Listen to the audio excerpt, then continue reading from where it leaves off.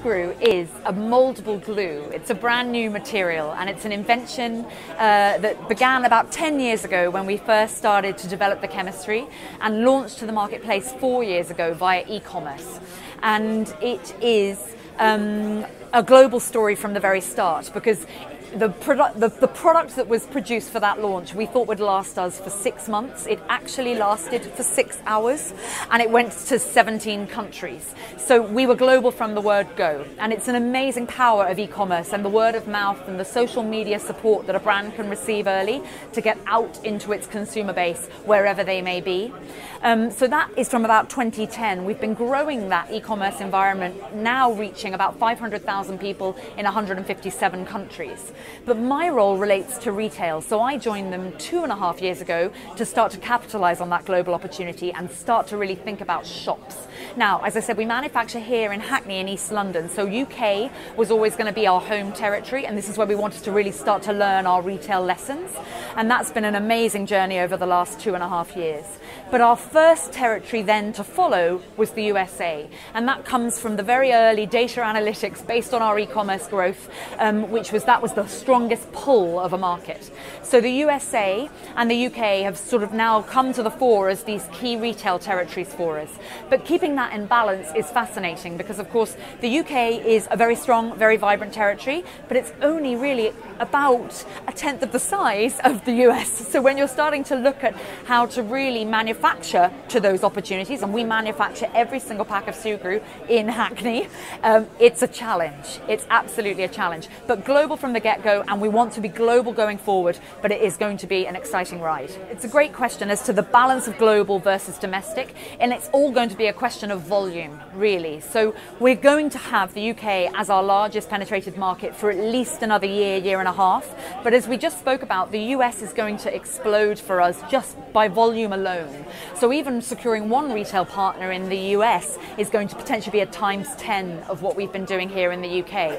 So when you're manufacturing in a single environment, that's very challenging to map and to balance and to try and make sure your supply chain doesn't fall down. Then you start to look at what opportunity are you leaving on the table, because of course as your e-commerce platform grows and your global audience continues to become aware of Sugru and keep pulling for this opportunity, you don't want to ignore Europe, you want to keep everything in balance. Asia Pac, South America, I mean, it's such a global economy now, and we are so known in so many different pockets that we want to make sure that with our first mover advantage, we don't leave those behind. So it is absolutely about planning effectively, planning carefully, finding the right local partners, whether they be distribution in territory or whether that be an extension of my team as a sales team with a person sitting in that country so that they're face-to-face negotiating for you with the major retailers. It's all going to be a question of keeping it in balance. One thing we can do is make sure we rely on our data analytics, because by being e-commerce first is that you can go where you know the audience are. Pain points of international growth and where there might be help is an endless conversation internally at Sugru. The obvious pain points are just the actual miles involved. It's the idea of reach, and so we have a small, thankfully rather light product that can ship globally, but actually shipping is a much more complex challenge than you might anticipate it to be. So when we make a consumer promise, we want to make sure that the partnerships that we put in place actually fulfill on that promise. Equally with retail, logistics, supply, interaction at the grassroots level, so that you're even checking that the store has received the stock, again, usually relies upon partnership. And so you really have to make sure that you're looking out for the right people, that you're bringing the right people into your environment, you're using the right contracts to get the right results. When you think about government help, we have probably not been the best poster child, if I'm honest, in government interaction, but it's something that we're starting to see come more and more now. Even 4 years into our history, there's still a lot of support that lies out there, whether that be supporting your presence at a trade show in a new territory that you'd be going to, taking grants around that presence so that your flights and your accommodation can be supported. For a small team traveling, that's very important.